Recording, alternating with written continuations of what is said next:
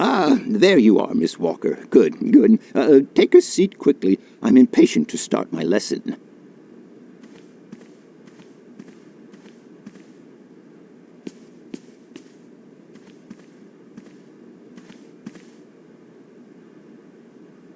My young friends, a very exciting discovery, unimaginable up until only a few hours ago, has come into my hands and has finally allowed me to complete my study on the mysterious Yukol people.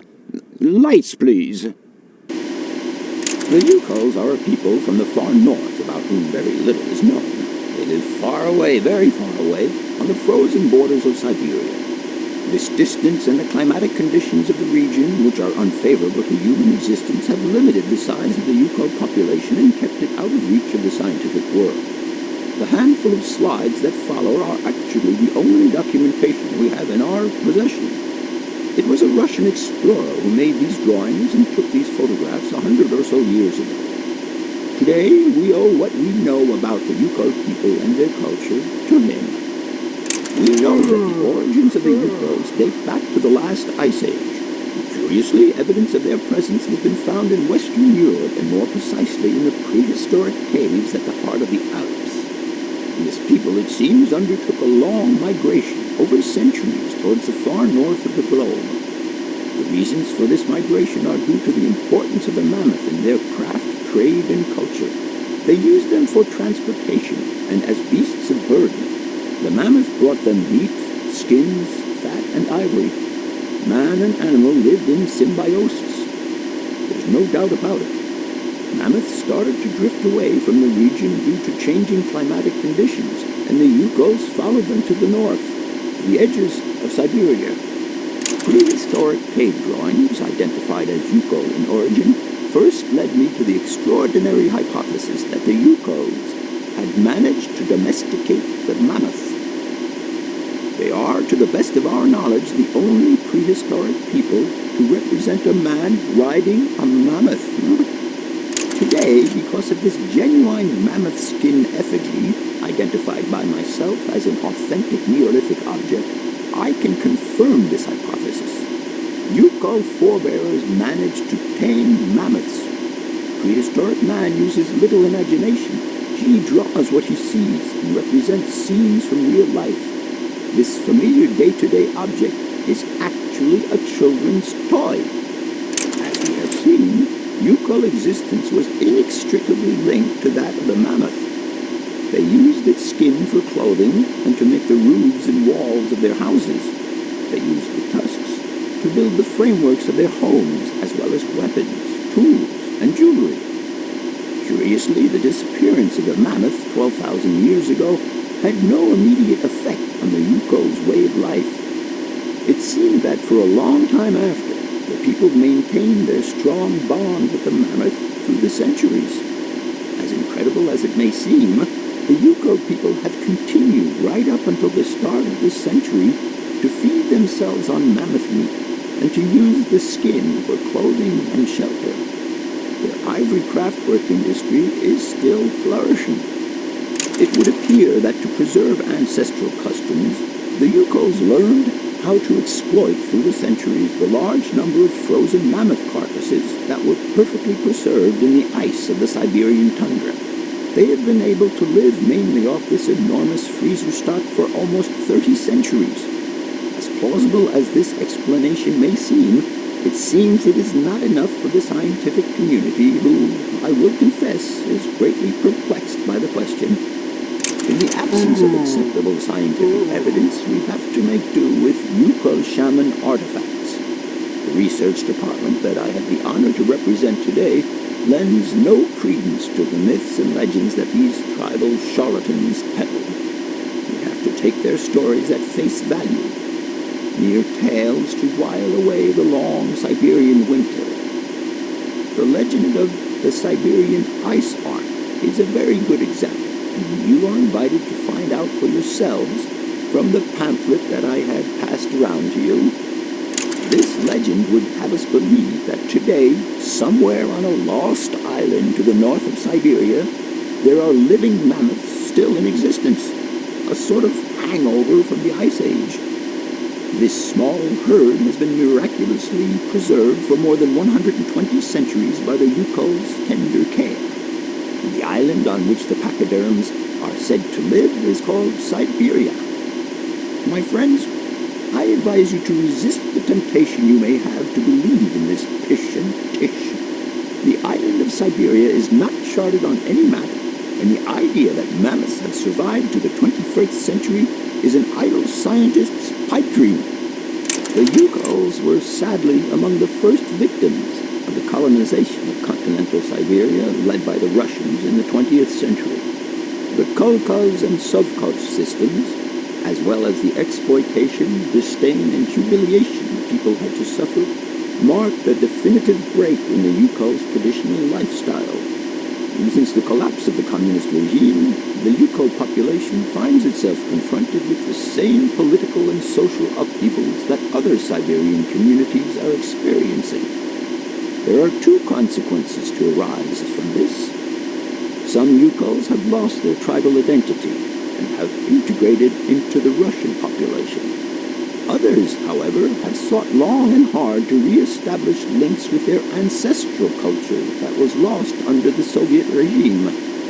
Now, at the start of the 21st century, the last true surviving Yukols have gone to live on the vast territories of their ancestors.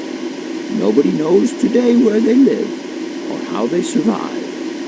Their very existence would be a matter for speculation if they did not turn up periodically at the tundra's most isolated fur trading posts to exchange mammoth tusks for essential items. There ends my lecture for today. Thank you for being among us today, Miss Walker. Please make your way to the laboratory where you will find your mammoth doll. There are also photocopies of my lectures should you so require them.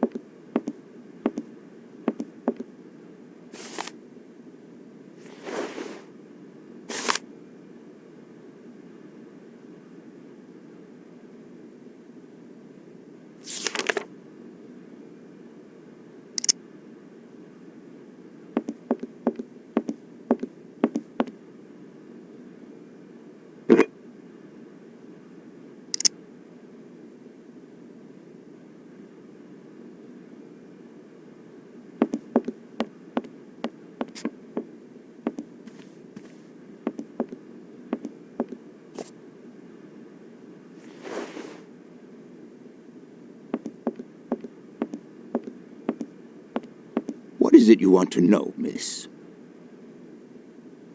Your Hans Vorarlberg sounds uncannily like the one I'm looking for. Can you tell me a little bit more about him? He was always a mystery to me. He never said very much, and never quite seemed to grasp what you said to him. He expressed himself instead through his incredible mechanical contraptions. His inventions, I admit, have been much appreciated by the university. The few times we really did talk, it was about his strange interest for mammoths and a doll. Some sort of doll that obsessed him. I must congratulate you for your lecture. You were right. The subject is absolutely fascinating. I never believed that mammoths could be so interesting. What you heard was only the tip of the iceberg, my dear. But if I have at least awoken a passion in you, I'm only too proud. Did Hans Vorarlberg agree with your hypothesis on the Ukels being able to tame mammoths? Now, Hans was no man of science. His pathological obsession was to find mammoths that were still in existence. Such a hypothesis is somewhat overblown, don't you think? You don't believe in it yourself? Mammoths died out thousands of years ago. Of this we are certain. Today, the only mammoths in Syberia are frozen ones. Do you know where Hans might have gone after his stay here? No, but I would not be surprised if he left in search of the Ukels, or what is left of them today. I'll leave you in peace. Sorry?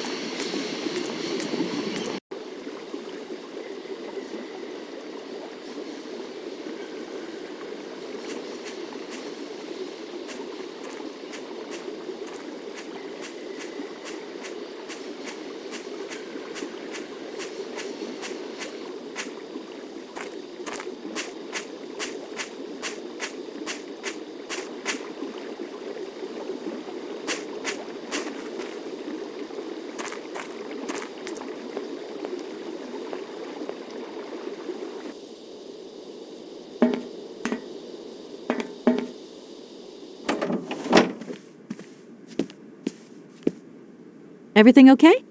Yes, Kate Walker. I am waiting to continue our journey. Oscar, get ready. I'm going to start winding up the clockwork engine. Good, Kate Walker. Then we can carry on our journey. An engineer prides himself On punctuality. I know, Oscar, I know. I'm off, Oscar. See you later. Yes, Kate Walker.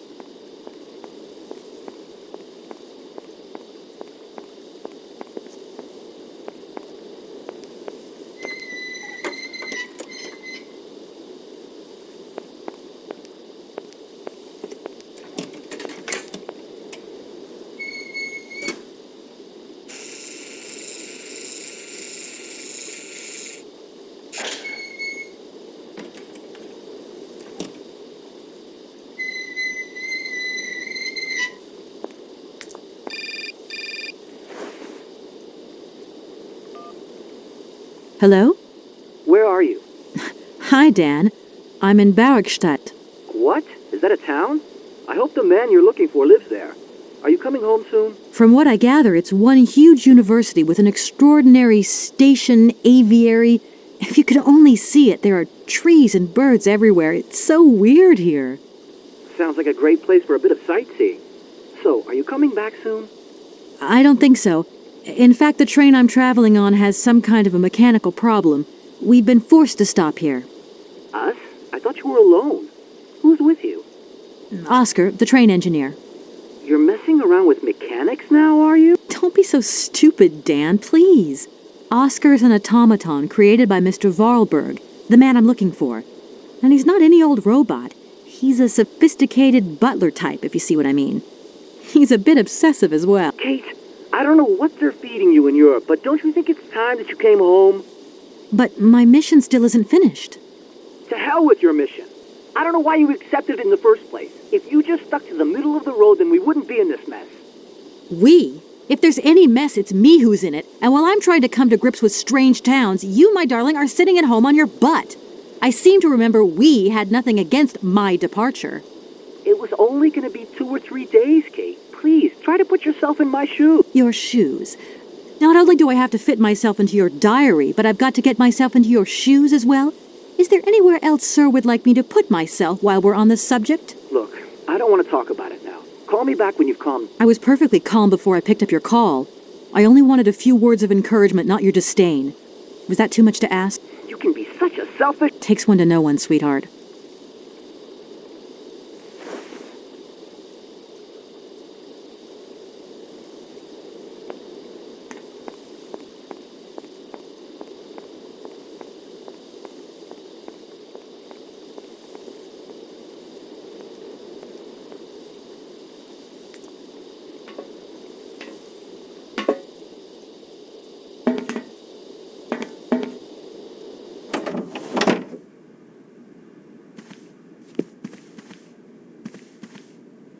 Everything okay?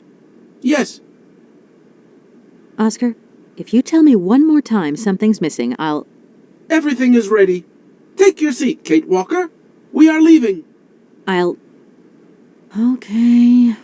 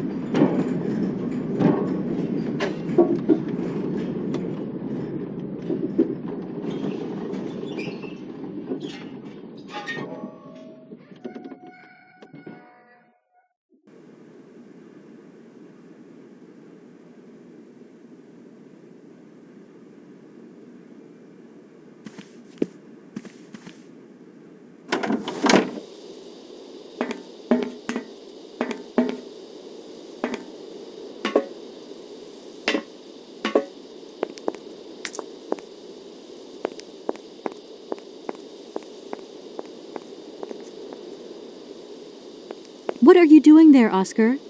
It is imperative that we comply with railroad and customs regulations, Kate Walker. Oscar, don't you think we could drop the trifling details once and for all? We need an exit visa to get beyond the wall, Kate.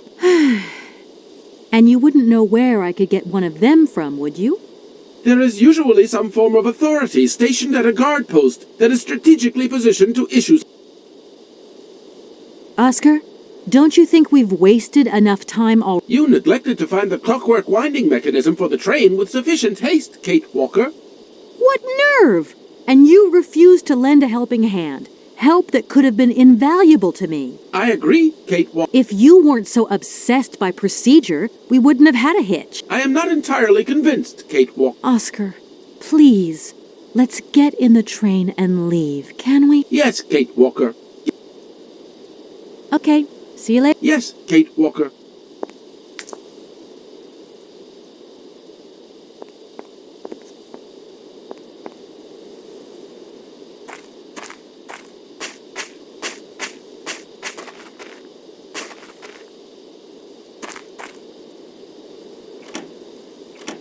No point. It's locked.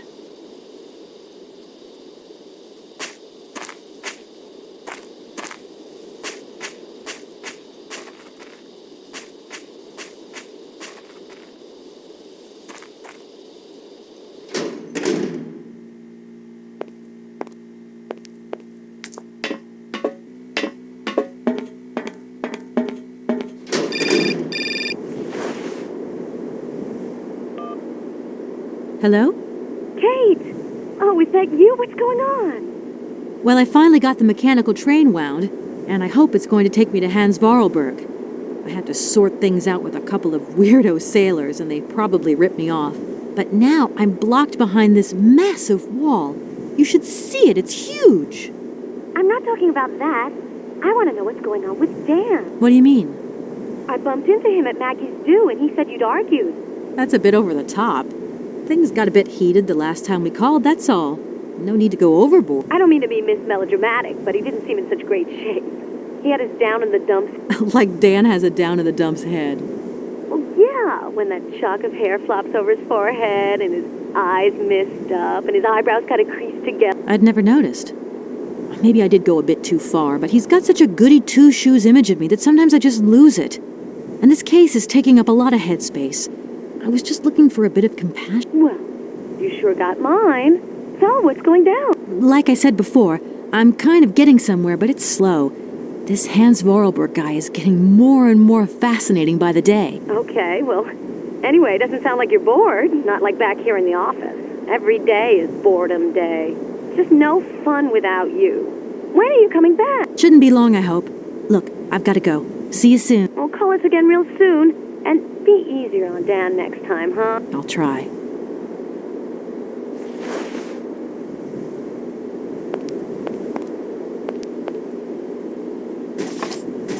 No point. It's locked.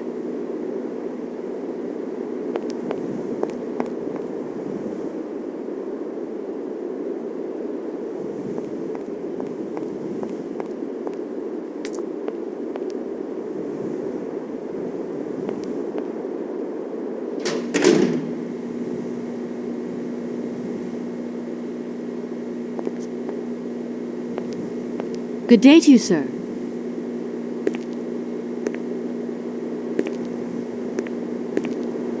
Captain Malatesta, Commander-in-Chief of the Barrockstadt border post, at your service. Is the person who takes care of the gate anywhere around? There is no person who takes care of the gate.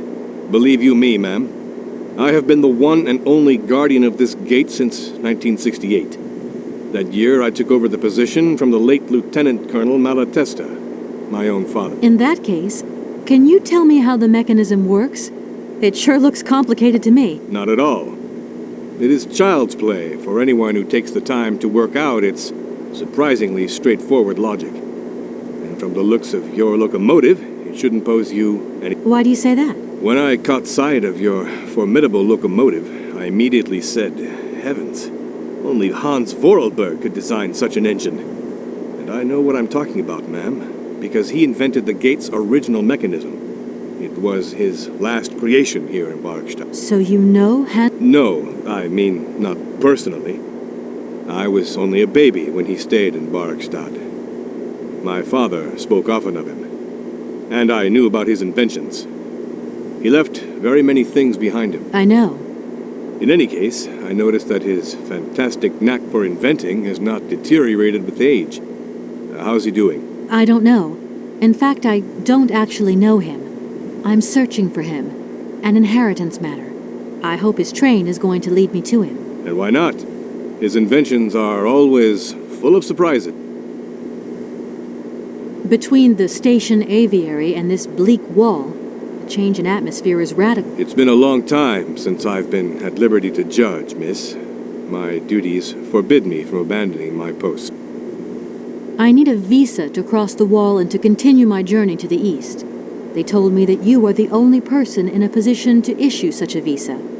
Indeed, this responsibility is part of my duties. However, I am not currently issuing visas because nobody must venture beyond the wall. And why not? It's far too dangerous. in particular for a lady of your standing who is traveling unescorted. Dangerous?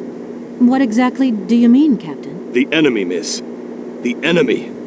I've been observing them for several years through my telescope. There's one particular horseman stationed yonder. He's a scout from the invading enemy army, and he's been spying on us. So I have to be extremely vigilant.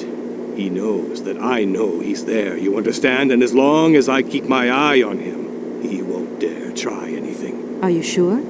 Please, take a look for yourself. My name is Kate Walker. I've been assigned by my company to find a man who is supposed to be living... What a peculiar mission. Taking so many risks for such a futile goal. Captain, to my mind, the military zeal with which you insist on guarding this meaningless wall strikes me as equally futile. I should be offended by your words, miss, but I forgive you, because you are young and unaware of the very real dangers lurking in store for us. Don't mind me if I retire, Captain. Please, madam.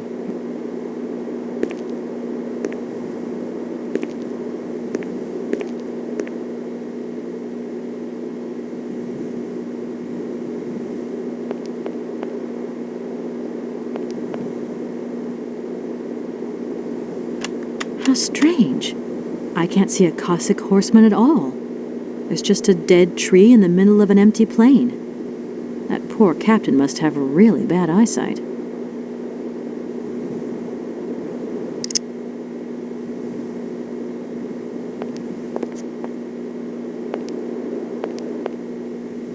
Look, broken glasses. If they belong to the captain, then he sure has eye problems going by those lenses.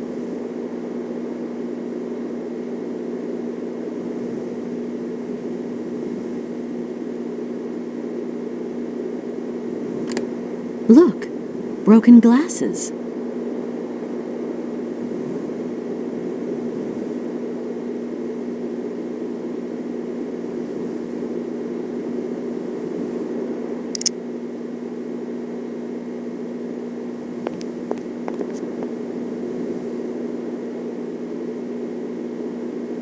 Good day to you, sir.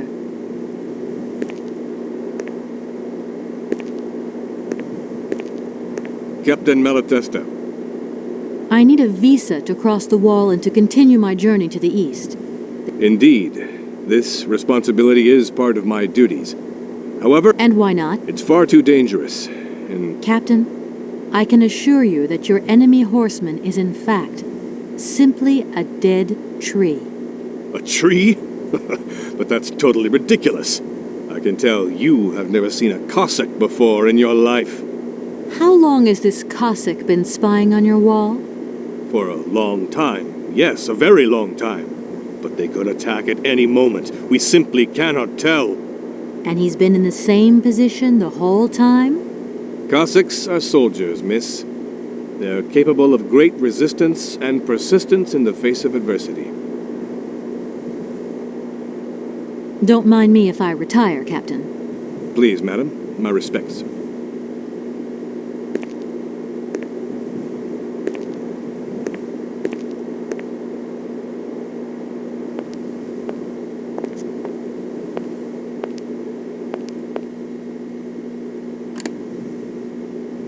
Look,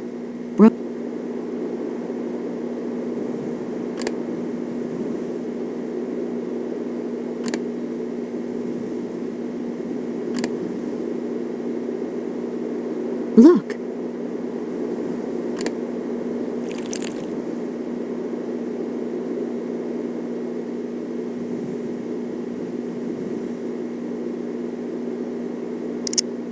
Colonel, sir. Captain, miss. But you have the air of a great officer. You flatter me, miss. Unfortunately, I am afraid that we frontier soldiers are often forgotten by the military. There's no justice. I sympathize with you, Captain. Let us forget our worries for a moment and have a little drink together in the name of friendship. It would be my pleasure, miss, but the regulations strictly forbid it. Come on. A little glass of wine never hurt anybody, and nobody need know. Wine, miss? You are putting me in a very delicate situation. Don't deny yourself, Captain. Just a little glass. I assure you, it is excellent. Well, perhaps just a drop.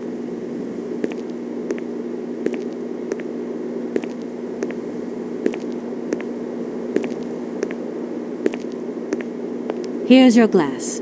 To your good health, Captain. And to yours, miss.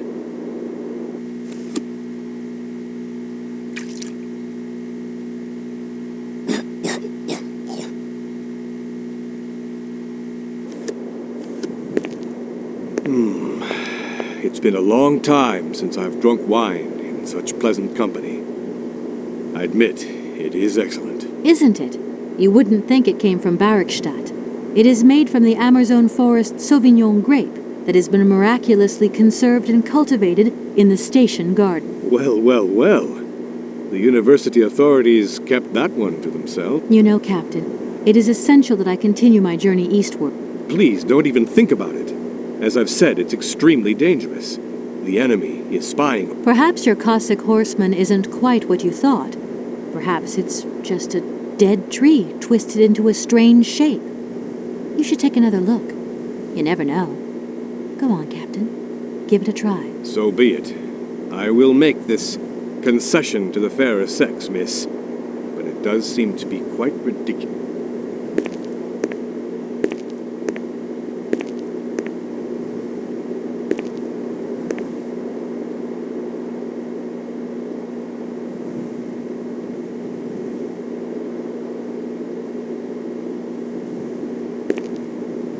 Incredible.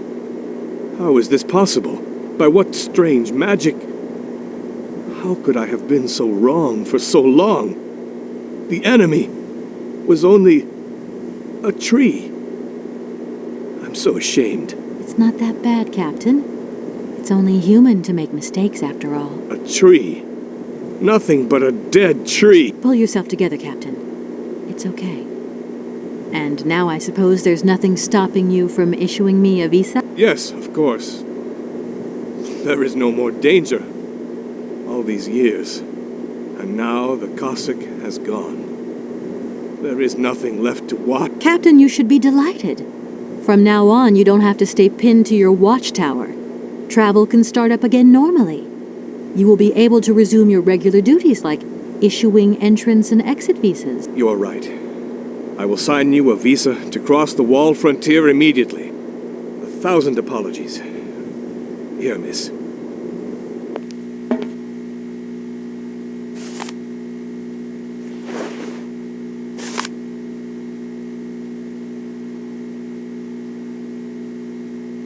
Thank you, Captain. And keep your eyes open. Miss, if we could keep this between ourselves, please. For the sake of my honor, you understand? You have my promise, Captain.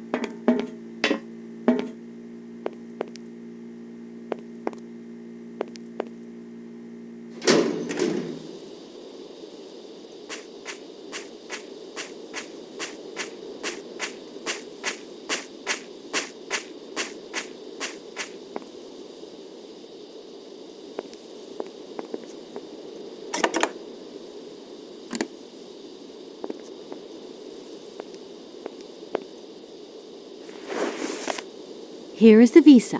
I hope it's regulation, my dear Oscar.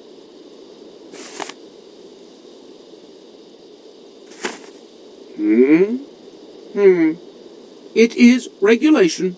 Here is your ticket.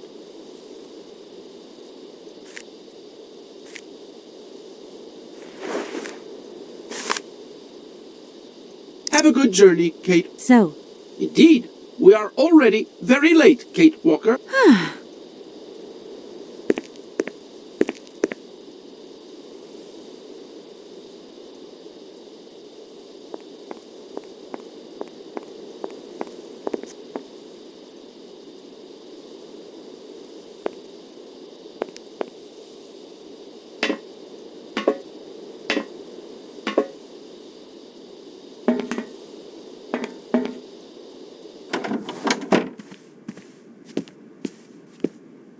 Your ticket, please. You know, Oscar, you might not think so, but I also know a thing or two about procedure. And that's one bit of procedure I'm not going to forget about either. As you wish, Kate. Yes, for once we're going to do things as I...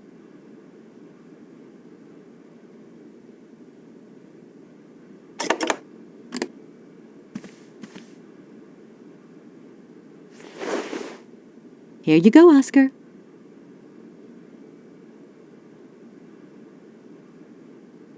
Thank you, Kate Walker. Now, please return to your seat, Kate Walker. Yes, Oscar. Immediately, Oscar.